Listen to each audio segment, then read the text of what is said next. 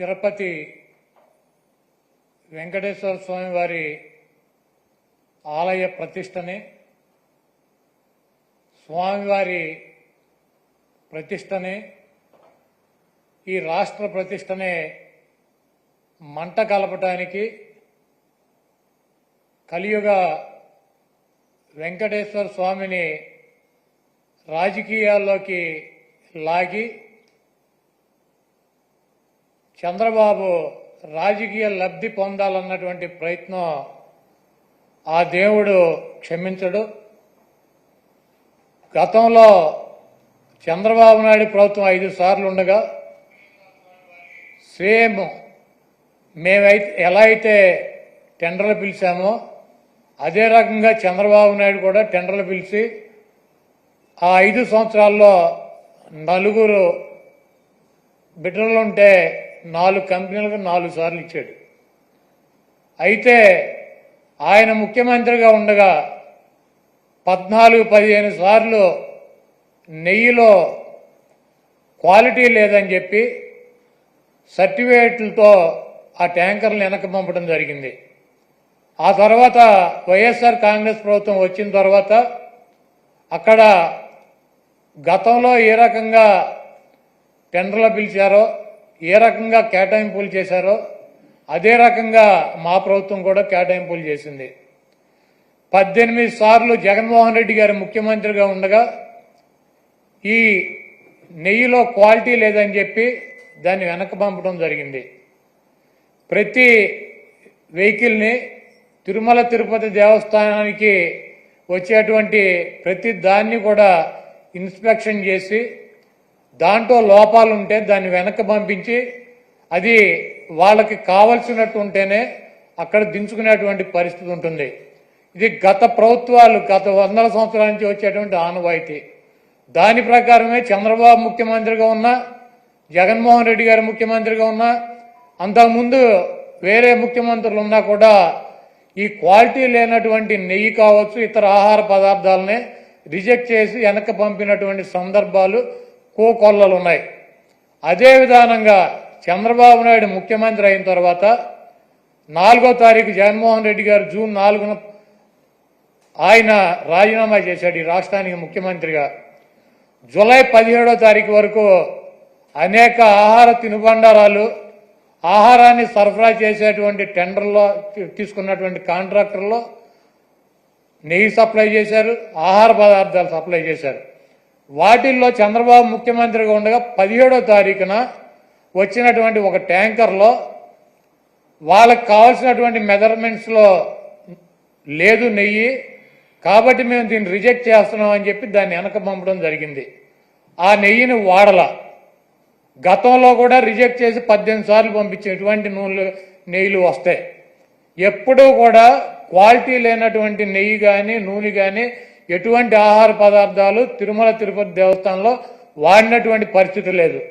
17వ తారీఖున జూలై 17వ తారీఖున ఏం ఫస్ట్ టైం కాదు రిజెక్ట్ అవటం, కొన్ని 100 సార్లు రిజెక్ట్ అయినాయి అదే తిరుమల తిరుపతి దేవస్థానంలో.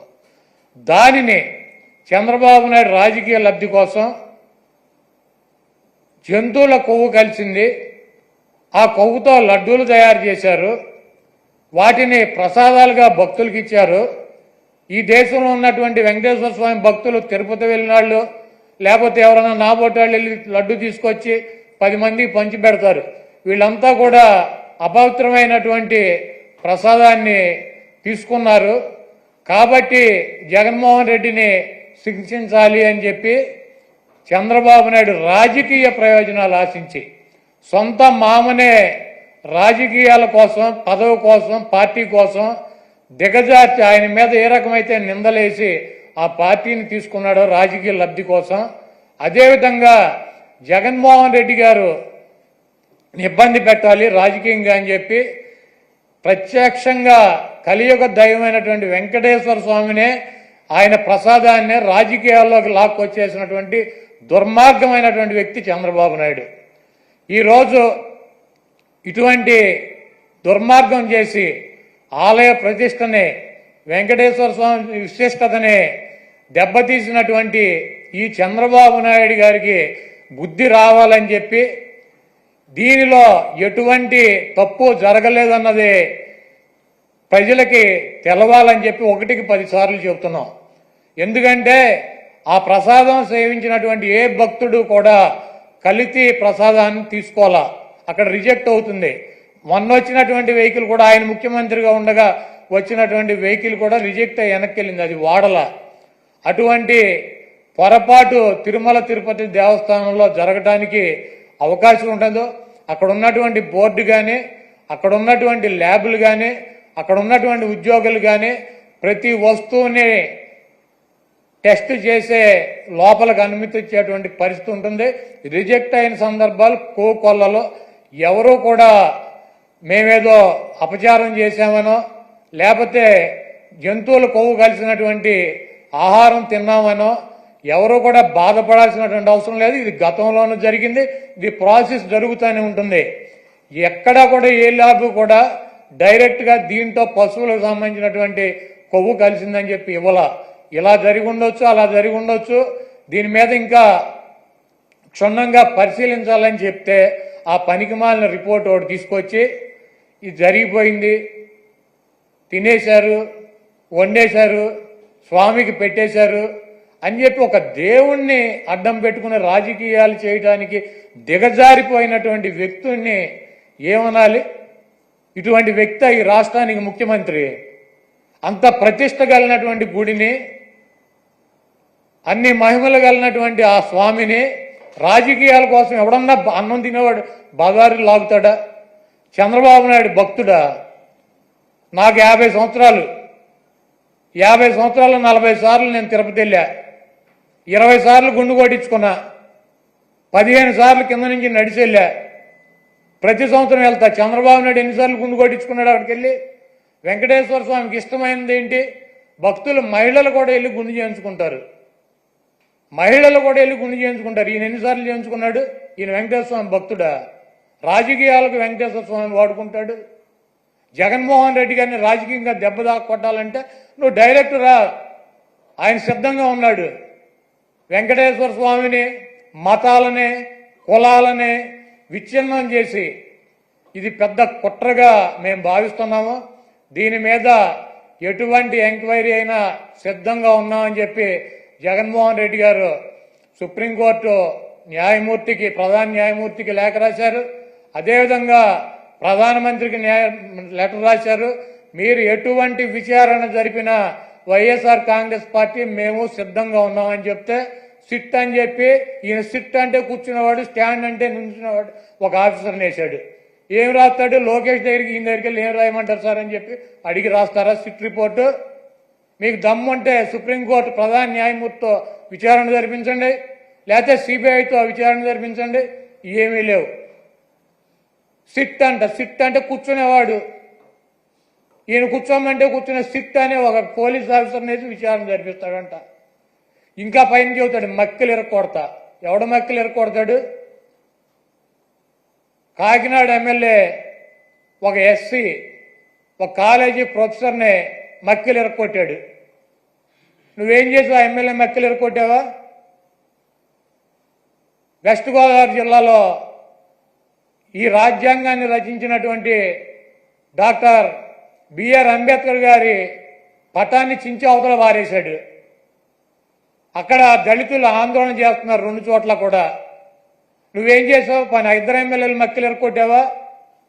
ఈ రాష్ట్రంలో నీ పార్టీ కార్యకర్తలు, నాయకులు బరి తెగించి రోడ్ల మీద వైఎస్ఆర్ కాంగ్రెస్ పార్టీ కార్యకర్తలను చంపుతున్నారు, నాయకులను చంపుతున్నారు. వీళ్ళ మక్కలు ఎరకొట్టావా? వాళ్ళ మీద కనీసం కేసులు పెట్టగలిగావా? నువ్వు నీ పార్టీ వాళ్ళ మక్కలు ఎరకొట్టలేవు, నువ్వు వచ్చి అవతల వాళ్ళ మక్కలు ఎరకొడతా.